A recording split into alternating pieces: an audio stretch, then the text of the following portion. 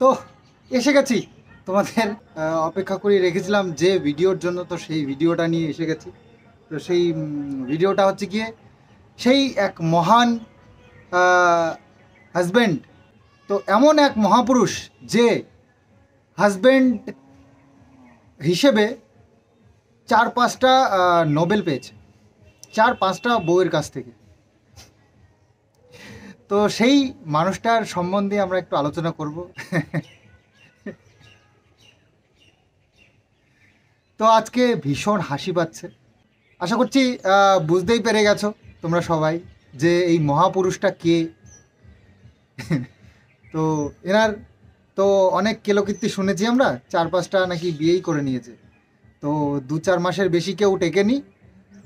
তো ওই first time এত লং টাইম কাটালো একজনের সাথে, তো সেটা হচ্ছে 1.5 বছর। তো নাম আমি কিছু বলতে চাই না, আমার এসব নিয়ে মানে আলোচনা করতে ইচ্ছা করে না, তবুও আমার এই ঘটনাটা শুনে এতটা হাসি পেয়েছে।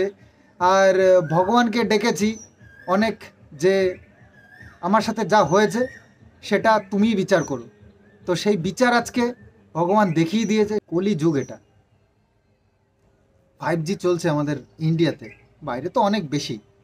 তো 5Gতেই এত স্পিডে মানুষকে ভগবান যে বিচার করে দেয় সেটা আমি আগের থেকেই জানতাম। তো সেই 14ই আগস্টের কথা শুনলে মানে মনে পড়লে আমি এখনও প্রচণ্ড হাসি। আমাকে বলছে একজন, মানে সেই মহাপুরুষ যে স্বামীদের মানে কি বলে ওই মানুষে একটা নিয়ে ইয়ে করে না, যে উপমা দেয় না, যে এটা দেখে তুমি শেখো, ওটা দেখে শেখো। তো এনাকে দেখে শেখা উচিত, এত ভালো স্বামী উনি একজন।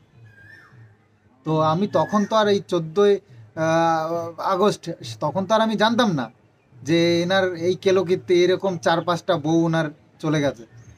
তো আমি ভেবেছি এ মনে হয় ব্যাচলার, কোনো বিবাহিত নয়। তো সেই ভেবে আমি কথা বলছিলাম 14 ফেব্রুয়ারি ঝামেলাটা যখন হয় রাত্রেবেলায়। তো আমাকে বলছে হ্যাঁ বউ পালতে হয় কিভাবে জানিস। আমি বলছি আরে ইয়ার, তুই তো, আমি যে আমার যতদূর মনে হয় তুই তো ব্যাচলার, তুই তো বিয়ে থাকা করিসনি, তো তুই কি করে জানলি ভাই? তুই কি করে জানলি বউ কি করে পালতে হয়? তুই আমাকে শিখাচ্ছিস? আমি 5 বছর সংসার করেছি, আমাকে শেখাচ্ছিস তুই বউ কি করে পালতে হয়? তো আমাকে শেখাচ্ছে এরকমভাবে। তো আমি বললাম আচ্ছা, তো তুই পালতে জানিস? বলছে হ্যাঁ। আমি দেখলাম তাহলে এর মধ্যে অনেক কিছু কথাবার্তা হয়েছে নিশ্চয়ই, আমার নামে অনেক আজে বাজে কথা, হয়তো ভুল কথা, ঠিক যাই ভুল বলেছে, যার জন্য এত বড় সাহস পেয়েছে আমাকে এই কথাটা বলতে। তো আমি বলছে আচ্ছা তুই পারিস ভাই, তুই তাহলে কি ওকে বিয়ে করবি? বলছে প্রয়োজনে আমি তাই করব, আমি ওকে অনেক ভালোবাসি। আরে ভাই, আমার সামনে এই কথা বলছে, কি বলবো। তো 2-4টে গালাগাল তো আমি দিয়েছি, তো যার জন্যই এই অশান্তিটা, তো ওই অশান্তিটা হয়েছেই এই ফোকলাকে আমি গালাগালি দিয়েছিলাম বলে। তো আমি হচ্ছে আচ্ছা, তাহলে তো অনেক ভালোবাসা জমে গেছে, আর আমি তো গালাগাল দেবই। তো মেন ব্যাপারটা হয়েছিল যে আমি ফার্স্টে বুঝতে পারিনি ঘটনাটা। আমি প্রথমে ভেবেছিলাম কয়েকবার, মানে যে এসএমএসটা আমি দেখে বুঝতে পেরে গেছি না, ওই এসএমএসটা মানে যে নামটা লেখা ছিল, নাম্বারটা সেটা লেখা ছিল সঙ্গী। তো সঙ্গী মানে আমি জানি ওর বান্ধবী, তো সেই হিসেবে আমি ভেবেছি এর মাঝখানে সঙ্গী আছে, সঙ্গীকে ভায়া হয়ে এসব কথাবার্তাগুলো হচ্ছে হয়তো, ওর কাছ থেকে হয়ে ওর কোনো সিস্টেম আছে হয়তো। এরা প্রেমিক প্রেমিকারা বহু কিছু জানে, এদের ফোন সম্বন্ধে বা সিস্টেম সম্বন্ধে অনেক কিছু জানে, হতে পারে। তো সেটা ভেবে আমি ওই ফোন নাম্বারে ফোন করছি, ফোন লাগছে না। তারপরে ডাইরেক্ট আমি সঙ্গীকেই ফোন লাগাই। তো সঙ্গীকে ফোন করতে গিয়ে ওই সব কথাবার্তা তোমার তো শুনেছই, ভয়েস রেকর্ডিংয়ে কী কী কথা হয়েছে।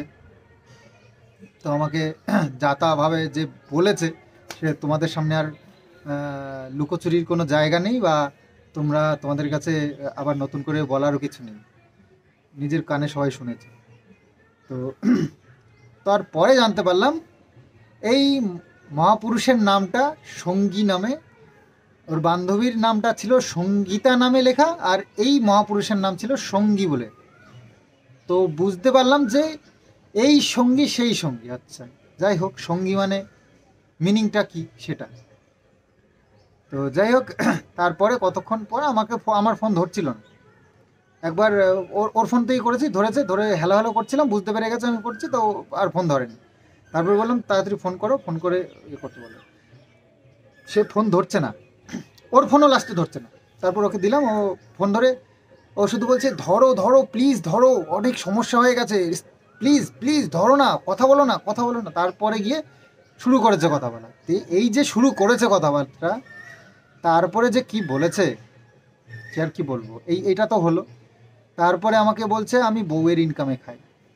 আচ্ছা ভাই, ওর বাপের বাড়ি কত সম্পত্তি আছে আর কত বড় চাকরি করতো যে আমাকে সেই চাকরি করে ইনকাম করে আমাকে খাওয়াতো। তো সেটাই আমি মানে তার কাছ থেকে জানতে চাইলাম, ভাই কোন চাকরিটা সে করতো যে ও আমাকে চাকরি করে সে আমাকে খাওয়াচ্ছে ইনকাম করে। মানে তখন আর মানে ওই কথায় আর যাচ্ছে না, ওই একই কথা, তুই বউয়ের ইনকামে খাস আর তুই বউ পালতে জানিস না। যাই হোক, ঠিক আছে। তারপরে এইসব কথা বলার পর দু চারটে গালাগাল ফালাগাল দিলাম, তারপরে ফোন কেড়ে নিল। ফোন কেড়ে নেওয়ার পর আর কথা বলতে পারলাম না। তারপরে আমি আর একটা জিনিস দেখে না মানে অবাক হয়ে গেছি সেদিনকে। মানে সেদিনকে অবাক হয়ে গেছি বলতে, সেদিনকে অতটাও ধ্যান দিইনি, কিন্তু পরে আমি চিন্তা করে দেখলাম এরকম হতে পারে। ঘটনাটা হচ্ছে কি, ওই ফোকলার এক্স ওয়াইফ আমাকে কল করেছে। আমাকে মিন্স ওই ওর যে ফোকলার ওয়াইফ যে রিসেন্ট ওকে ধোকা দিয়েছে, যে এত ভালো বউ পালতে জানে তার বউ পালিয়ে যায়। ভাবো একবার, আমি সেটা ভেবে অবাক হয়ে যাচ্ছি। তুই এত বল বচন দিলি আমাকে, আজকে তুই 2-4 মাস করে একটা বউ রাখতে পারিস নি, লাস্ট এত চেষ্টা করেও 1.5 বছর উঠতে যেতে পারলি না, আর আমি 5 বছর তার সাথে সংসার করেছি। তাহলে বোঝ কে কেমন বউ পালতে পারে। হ্যাঁ, তো যাই হোক, তারপরে এর আমি ওটাই অবাক হয়ে গেলাম, এর ও এক্স ওয়াইফ আমাকে ফোন করে আমাকে কনভিন্স করছে। এটা আমার মাথায় ঢুকলো না। হ্যাঁ, তোমাদের মানে ইউটিউবে যে ওর যে ওয়াইফটা সামনে এসেছিল, ওর কিছু ভয়েসও আমরা পেয়েছিলাম সোশ্যাল মিডিয়ায়। তো ওই ওই মহিলা ওই মহিলা আমাকে কনভিন্স করবার জন্য আমাকে ফোন করেছে, আমাকে থামতে বলছে, আমাকে উত্তেজিত হতে বারণ করছে। তো তখন তো আমি ভেবেছিলাম, তো প্রথমে যখন ফোনটা করলো তখন আমি ভেবেছিলাম এর বন্টন হবে। তো সেইভাবে আমি বলছিলাম, দাদাকে কি শিক্ষা, মানে কি বলছো, এইভাবে এই লোকের সংসার এরকম ভাঙছে, তো এরকম এটা কি করছে। তো বলছে না আমি ওর বোন না, আমি ওর স্ত্রী। আমি তো অবাক। তো আমি হচ্ছে মিথ্যে বলছে হয়তো, কারণ এটা হতে পারে একজন এক্স ওয়াইফ, তো এক্স ওয়াইফ এসে কনভিন্স করছে আমাকে যে ও তার স্ত্রী, তার হাজব্যান্ড এইরকম একটা কাণ্ড করার পরে সে বোঝানোর জন্য একজন অচেনা মানুষের সাথে কথা বলছে। সেই মেয়েরই বা কী সাহস। তাহলে আমার যদ্দূর মনে হয় এই গামলির সাথে ওই ওর এক্স ওয়াইফের কথোপকথন হয়েছে শিওর, নাহলে এত বড় সাহস পায় কি করে। আমার হাসতে হাসতে পেট ব্যথা হয়ে যাচ্ছে এর কাণ্ড দেখে। তো এই ভয়েস যে রেকর্ডিংটা, আর একটা কথা বলি, ভয়েস রেকর্ডিংয়ে এরকম একটা কথা উঠেছে যে আমি নাকি ফোকলার সাথে বাজে ব্যবহার করেছি। আমার তো কান্না পাচ্ছে। আমি ফোকলার সাথে খারাপ ব্যবহার করেছি, সেই জন্য ও আমাকে সাথ দেবে না, এই কথাটা ভয়েসের মধ্যে আছে, সঙ্গীতা ম্যাডামকে বলেছে। তো আমি ভাই, তুই আমার সংসার ভাঙছিস, তোকে কি জামাই আদর করবো আমি বাড়িতে এনে? তোমাদের কি মনে হয় আমি ওকে জামাই আদর করে নিয়ে এসে খাওয়াবো? স্বাভাবিক ব্যাপার, গালাগালি খাবি তুই। তুই কি চাস তোকে জামাই আদর করবো? আজকে আশা করছি তুই বুঝতে পেরে গেছিস কি জিনিস আমি 5 বছর পেলেছি। তুই বউ পালন কি করে করতে হয় সেটা আমাকে শেখাচ্ছিস? হ্যাঁ, তো আজকে বুঝতে পেরেছিস তো 1.5 বছরে 5 বছর কি ঝেলেছি। কথায় কথায় ধমক দিত। তার বাবা পুলিশের ড্রাইভার হয়েছে, সেই ড্রাইভারের ভয় দেখাতো আমাকে। কথায় কথায় 498 কেস দিত আমাকে, কথায় কথায়। আমি তো মানে সেটাকে ইয়ার্কি সোর্সে নিতাম। আমি বুঝতে পারিনি যে এটা সিরিয়াসলি বলছে। তো এখন তো বুঝতে পেরেছি এই 1.5 বছরে যে কথাগুলো একটা মানে ইয়ার্কির মাধ্যমে হয়নি, সব সিরিয়াসলি বলেছে। এক ড্রাইভারের মেয়ে আমাকে ধমক দেয়, আমাকে 498 কেস দেবে। আর তোকেও তো বলেছে কি কি কেস দেবে, বলেনি? শুনেছি আমি তোর পুরো ভয়েসটা, 42 মিনিটের ভয়েসটা আমি পুরো শুনেছি ভাই। তুই আমার কাছেও আছে, আর আমি ভয়েসটা দেবো না, সে যত যেই আমাকে বলুক না কেন। আর প্রয়োজন ছাড়া কোনো কথা ওখান থেকে আমি তুলে নিয়ে এসে বলবো না, যেটুকু আমার প্রয়োজন সেটুকুই বলবো। তো আজকে বুঝতে পেরেছিস তো কি জিনিস? তোর উপরে হাসবো না কাঁদবো বল? তুই কান্না করতে করতে ম্যাডামকে বলেছিস।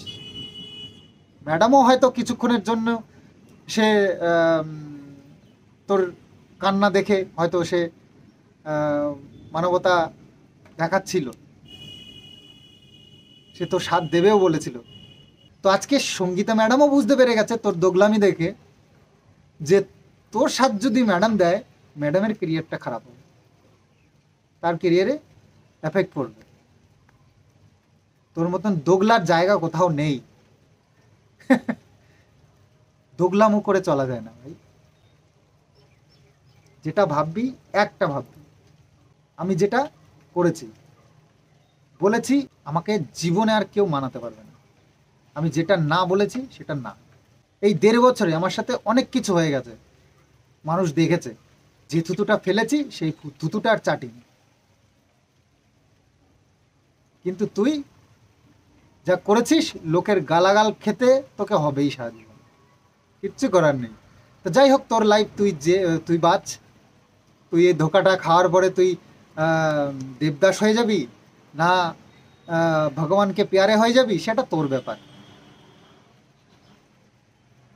আমি তো ভাই আমার জায়গায় একদম স্ট্রেট হয়ে দাঁড়িয়ে আছি।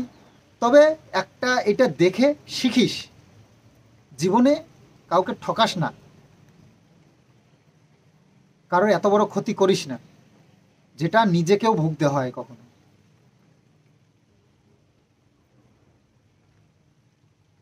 ভেবেছিস মৌকা পেয়েছি, কোটি টাকার সম্পত্তি, মানে মাস গেলে লাখ টাকা আমার পকেটে ঢুকবে?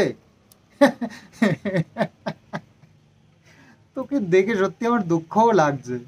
1 লাখ টাকার তুই ভেবেছিলিস পকেটে ঢোকাবি মান্থলি, সেটা পকেটের থেকে বেরিয়ে চলে গেল। তুই কার সাথে কি করেছিস জানিস না।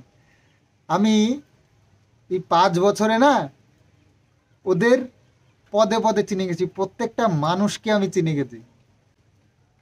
ওর মধ্যে যদি একটাও, ওই ফ্যামিলিটার মধ্যে যে একটারও বুদ্ধি ভালো নয়, সেটা আমি খুব ভালো করে জানি। খুব পড়াশুনো না করলেই যে মূর্খ হয় তা নয়। একটা উপস্থিত বুদ্ধি মানুষের থাকে, একটা মানুষের সাথে চলাফেরা করতে করতে করতে মানুষের একটা জ্ঞান বুদ্ধি মানুষের মধ্যে আসে। তো যাই হোক, এই মহাপুরুষের মহাকাণ্ড তোমাদেরকে শোনালাম। আমি তো একা একা ভাবি আর হাসি যে আজকে যে ফাঁদে তুই আমাকে ফেলেছিলিস, সেই ফাঁদ থেকে তো আমি উতরিয়ে গেছি, কিন্তু তুই আজকে ফেসেছিস। তাহলে তুই নিশ্চয়ই বুঝতে পেরে গেছিস 1.5 বছরে যে কি জিনিস। হ্যাঁ, এক জায়গায় থেকে চলা মানুষ এ নয়। তো যাই হোক, আশা করছি তো অনেক শিক্ষা তুই পেয়ে গেছিস, অনেক বড় শিক্ষা জীবনে। তো আশা করছি ভবিষ্যতে আর এরকম কিছু করিস না, মানুষের সংসার নষ্ট করিস না, ভালোভাবে চল, ঠাকুরের নাম কর, ঠাকুরের আশীর্বাদ নে, ঠাকুরকে বল যে আমাকে সৎ পথ দেখাও, ভালো পথ দেখাও, আমি সেই ভগবান তোমার পথে আমি চলতে চাই। এরকম বদমাইশি আর করিস না। শিক্ষা, বড় শিক্ষা পেয়ে গেছিস জীবনে। তো চলো ভিডিওটা এখানেই শেষ করি। তোমরা তোমাদেরকে এই কথাটা জানানো আমার খুব দরকার ছিল, কারণ আমি একা একা কেন এ শুনে শুনে হাসবো বা কাঁদবো, যাই করবো না কেন, তোমরাও এটা শোনো আর হাসো কাঁদো যা করবা করো, আর কমেন্টসে জানিও তোমরা কে হাসলে আর কে কাঁদলে, কতটা করলে। তো চলো আজকের মতন এখানে শেষ করি, বাই বাই।